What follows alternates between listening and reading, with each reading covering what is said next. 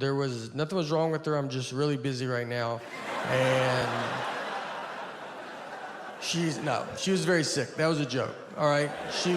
That was a joke, and she would have loved that joke, so don't you worry about it. That's the type of humor she had. She was a rescue. It's not your labradoodle humor, all right? It's a little darker.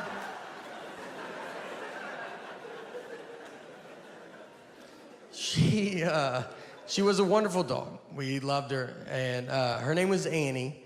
And the reason we got her was my sister worked at a vet, and people do put dogs down for no reason. So if someone brought a dog in that was fine, they just didn't want it. My sister couldn't do it, so she would walk the dog back and then just steal the dog. I don't know the laws on all that, but I'm sure now people are finding out that their dog's still alive right now. So we got Annie. Annie was getting put down. She was a hunting dog, and she was terrible at it. And she was bred to be a hunting dog, and she was just like a misfit toy that just didn't do it. She got shot once, and that's because the guy, he would be like doing target practice, and then she'd just walk in front of the targets, and he would hit her, and he's like, "What are you doing?" And she's like, "What are you doing?"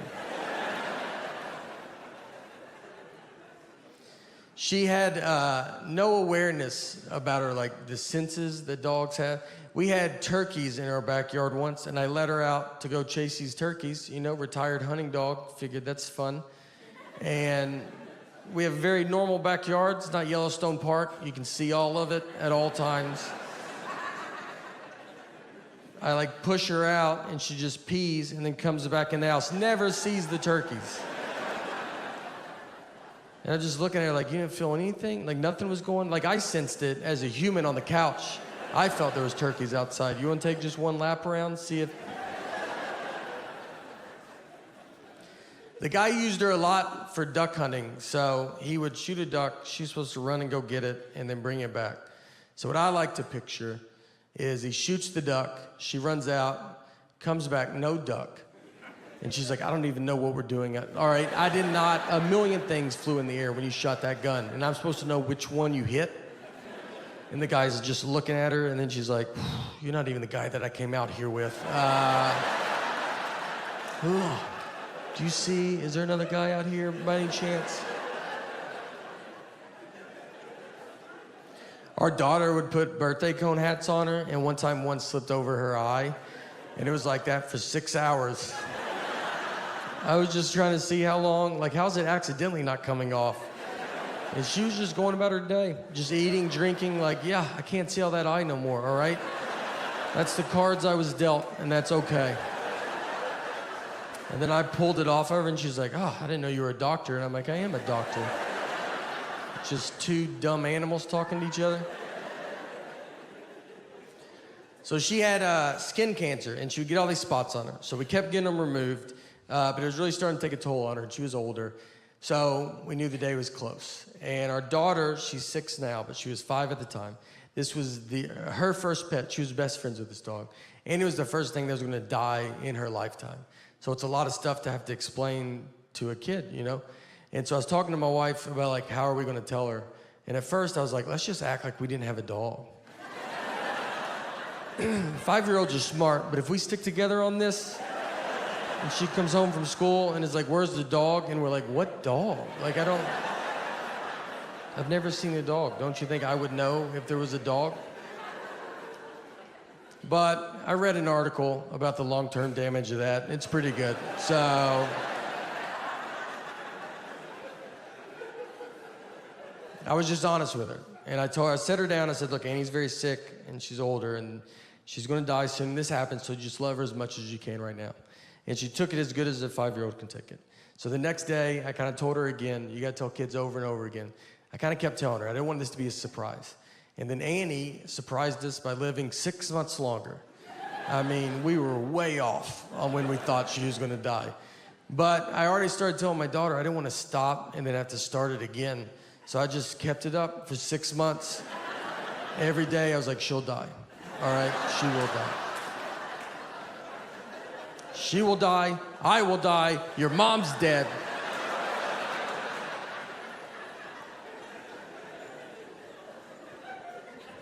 So finally the day was here, and our daughter was at school. And so my sister and my wife, they took Annie to go have to put her to sleep. And I went to go pick up our daughter to tell her. I've already been telling her. And so I picked her up, I told her. It was brutal, very sad. She took it as if this was the first she's heard about it. We get home, and my wife was like, how was it? Which is already a dumb, like, it was great. You know, I loved it. Can't wait for the next thing to die. Nice to say I told you so, you know. I told my wife it was terrible, you know. And then my wife goes, you didn't tell her that I did it, did you? And I was like, no, why would I say that? Like, I didn't even think about it, you know. Then I looked at her like, is that what you would have said, though? Would you have told her that I did it?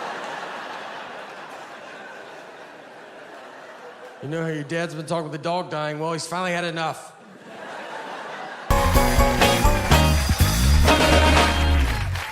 Thank you. Thank you, everybody. That was exciting, you know? It felt good. All right. I'm from Tennessee originally. Yeah. So that's something. And I lived in New York though for 8 years. I'm on board with New York. I like it. I like the driving. It's like great. It's very intense. Everybody just honks at everybody nonstop, and that's how it should be everywhere. You know, like growing up in the South, no one honks their horn ever. People just sit at lights, and they're just like, if you want to go, I totally understand. I'm probably not going to go when I get up there. So, yeah, let's just wait it out, right? Shouldn't we just wait it out? I'm married. Been married for 7 years. We have a 10-month-old daughter now. So, yeah. It's getting pretty serious. So, looks like we're going to go through it.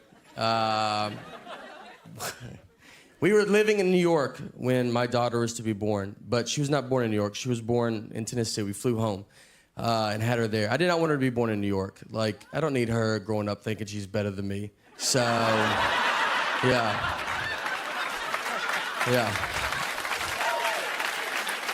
I told her, you start where we start, all right?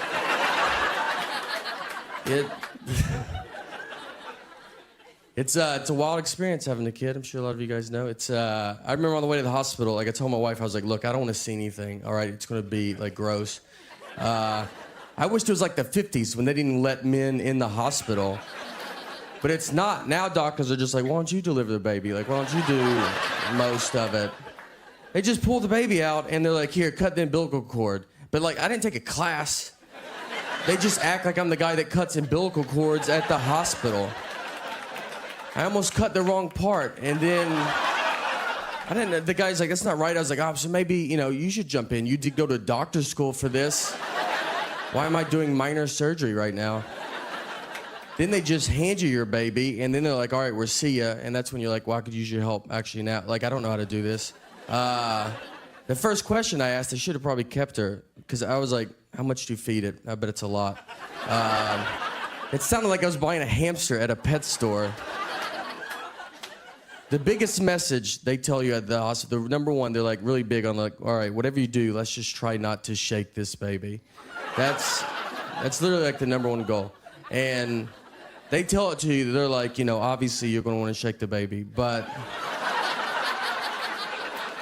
yeah, I mean, it would be so awesome if you just did not shake this baby. And then they showed me a video of a guy that was like, here's what I do instead of shaking my baby. Like he was like, I take walks, for instance. Like I walk 70 miles a day or something. I walk a lot. I've barely seen the baby. Then I signed a certificate like I was in kindergarten that said, all right, like I promise, I swear to God I won't shake the baby. Like quit asking me. I've never heard the word shake so much in my entire life. That's all we talked about. The first night we got her home, she was like crying for like 6 hours. You're just like confused, we're delirious, And I was like sitting there and I was like, wait, are we supposed to shake this baby? Is this when we do it? This seems like when you should do it. We didn't shake her, so it's all right. You guys don't have to call somebody. We have rocked her aggressively, but there's a pretty big difference. And she is 10 months old. We had to go to a 9-month-old checkup, and she had to get a shot. It's very nerve-wracking when a baby gets a shot because they don't know what's going on. Like, she's just looking, at us being like, this day's going unbelievable. Like, I don't even see what could go wrong. And then you're like looking at her like, it's about to all go wrong. You have no idea. So she gets the shot, so we go to grab her, because we're ready for her to start crying, but she doesn't cry. Like, she's fine. And, the doctor was, surprised. My wife is, happy, but she's, emotional. She's like, maybe this is a sign. She's going to be a strong girl, maybe, a powerful woman. And I was like, yeah, possibly. We should also make sure she might be a psycho. Who doesn't cry when they get a shot? Who's just fine with that? I would cry if I got a shot, and she's already comfortable with pain at 9 months old. All I know, in 20 years, I'm either going to be telling her, look, we love you, and we're happy you've accomplished all of your dreams, or I'm going to be on the news going, we love you, but you need to turn yourself in right now. Right now. All right, guys, thank you so much.